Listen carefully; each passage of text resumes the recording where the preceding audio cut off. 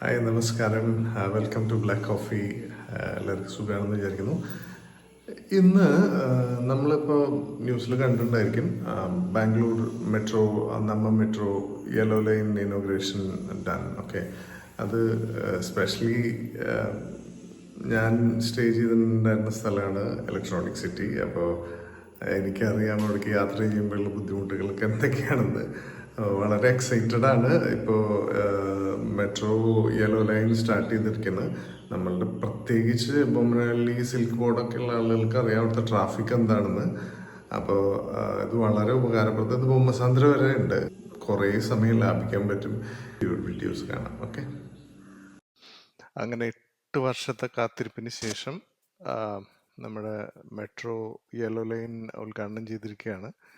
ഇത് ബഡ്ജറ്റ് തന്നെ 7160 കോടി രൂപയാണ്. അതായത് ഒരു കിലോമീറ്റർ വർക്കിന് 400 കോടി രൂപയാണ് ചെലവാക്കിയിട്ടുള്ളത്. ഇതിൻ്റെ സ്റ്റാർട്ടിംഗ് പോയിന്റിലാണ് നമ്മളിപ്പോൾ ഉള്ളത്. ഓക്കെ, RV റോഡ്, റായ്ഗുഡ, അവിടെ നിന്നാണ് ഇതിൻ്റെ സ്റ്റാർട്ടിങ് വരുന്നത് കേട്ടോ. അപ്പോൾ കുറേ കാലമായിട്ട് ആളുകളുടെ ബുദ്ധിമുട്ടുകൾക്ക് ഒരു പരിഹാരമായിട്ട് നമുക്കിപ്പോൾ പുതുതായിട്ട് യെല്ലോ ലൈൻ ഉദ്ഘാടനം ചെയ്തിരിക്കുന്നു. ഇത് RV റോഡ് തൊട്ട് നമുക്ക് ബൊമ്മസാന്ദ്ര വരെയുണ്ട്. ബൊമ്മസാന്ദ്ര എന്ന് പറഞ്ഞു കഴിഞ്ഞാൽ നമുക്ക് ഹൊസൂരൊക്കെ പോകാനുള്ളവർക്കൊക്കെ വളരെ എളുപ്പമാണ്. ഇവിടെ നിന്ന് ഒറ്റ പോയി കുറേ ട്രാഫിക് അങ്ങനെ ഒഴിവാക്കാൻ പറ്റും, പെട്ടെന്ന് എത്താൻ പറ്റും. അപ്പോൾ അങ്ങനെയാണ് ഇതിൻ്റെ ഒരു ഡീറ്റെയിൽസ്. ഇപ്പോൾ നമ്മൾ അതിൻ്റെ ഫസ്റ്റ് ട്രിപ്പ് ഇന്നാണ്. അപ്പോൾ അതിൻ്റെ ഡീറ്റെയിൽസ് ആണ് നമ്മൾ കാണിച്ചുകൊണ്ടിരിക്കുന്നത്. ഇത് RV റോഡാണിത്. അപ്പോൾ ഇവിടെ നിന്നാണ് നമ്മുടെ first train starts from here. Okay, അത് കഴിഞ്ഞാൽ നമുക്ക് 16 സ്റ്റോപ്സ് ആണുള്ളത്.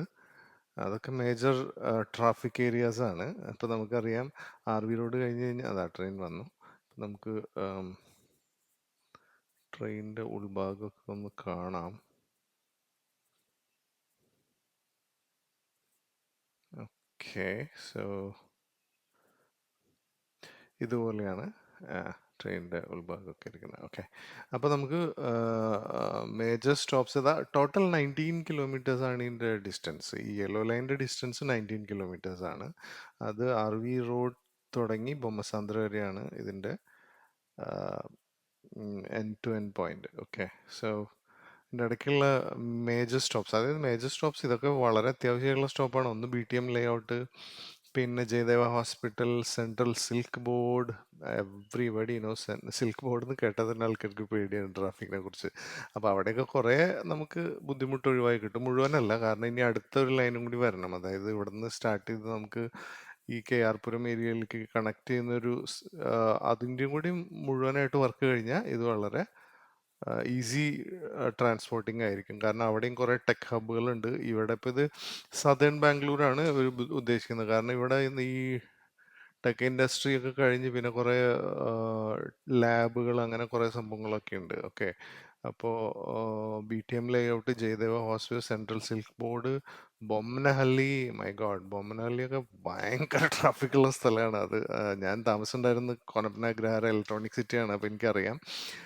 പിന്നെ കുഡ്ലു ഗേറ്റ് നമുക്ക് സ്റ്റോപ്പുണ്ട്, സിംഗസാന്ദ്ര സ്റ്റോപ്പുണ്ട്, ഹൊസ റോഡ് സ്റ്റോപ്പുണ്ട്, കൊനപ്നാഗ്രഹാര സ്റ്റോപ്പ് ഇതാണ്. ഇത് ഇലക്ട്രോണിക് സിറ്റി സ്റ്റോപ്പ്, സോറി. കണ്ടോ, പക്ഷെ ഉള്ളിൽ നിന്ന് നമുക്ക് കാണാൻ വലിയ സൗകര്യമില്ല, കാരണം അവരെന്തോ അനുവദിക്കുന്നില്ല, എന്തൊക്കെയോ സെക്യൂരിറ്റി റീസൺ പറഞ്ഞിട്ട്. അപ്പോൾ അത്രയും ഉപകാരപ്രദമായിട്ടുള്ള ഒരു സംഭവമാണ് ഇത് വന്നിട്ടുള്ളത്. അപ്പോൾ എല്ലാവർക്കും ഷെയർ ചെയ്യുക, നമ്മുടെ ഈ ബാംഗ്ലൂരിലുള്ള ഫ്രണ്ട്സിനോടൊക്കെ പറയുക. ഇനി ഇലക്ട്രോണിക് സിറ്റി താമസിച്ചാലും നിങ്ങൾക്ക് പെട്ടെന്ന് പുറത്തേക്കൊക്കെ വരാൻ പറ്റും. Okay, thank you for watching.